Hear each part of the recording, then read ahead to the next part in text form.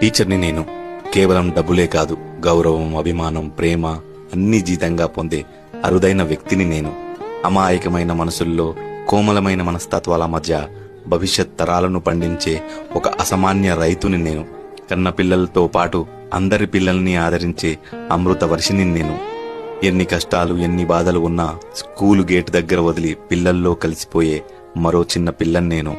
10 నిమిషాలు నిలబెడితే శిక్షగా భావించే రోజుల్లో రోజంతా నిల్చుండి పాఠాలు చెప్పే శిలా విగ్రహాన్ని నేను.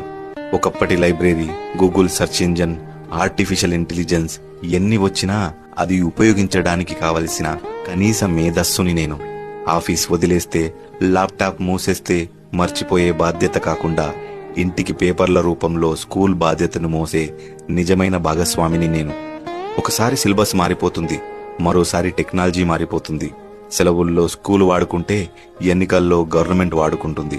సమాజం కోసం, దేశం కోసం ఎల్లప్పుడూ సంసిద్ధంగా ఉండే సంఘ సైనికుణ్ణి నేను. ఇంత చేసినా టీచర్ జాబా అనే అవహేళనను ఆనందంగా తట్టుకోగలిగే మరో భూమాతని నేను. సృజనాత్మకతకు పాతర వేసి ఎలా చదివించాలో మీరే చెప్పి, ఏం చదివించాలో మీరే చూపించి, డబ్బుకు చదువు దాసోహంగా మార్చి లక్షల దోపిడిని కల్లారా చూస్తూ మౌనంగా ఉన్న సాక్షిని నేను. 5 నిమిషాల ఆలస్యాన్ని భూతద్దంలో చూపి, ఒకరోజు సెలవుకి జీతంలో కోత వేసి, ప్రతిభకు కాకుండా భజనకు ప్రాధాన్యం ఇచ్చి, రోజు కూలి కంటే తక్కువ జీతం ఇచ్చి, చివరికి ఇంటికి ఎప్పుడు వెళ్లాలో నిర్ణయించే యాజమాన్యంలో పనిచేస్తున్న అభాగ్య ఉద్యోగిని నేను. పాఠశాలలు దేవాలయాలైతే పంతులు గారికి కనీస గౌరవమేది, సముచిత స్థానమేది? మీ గురువుని గుర్తు తెచ్చుకొని ఒక లైక్ కొట్టండి.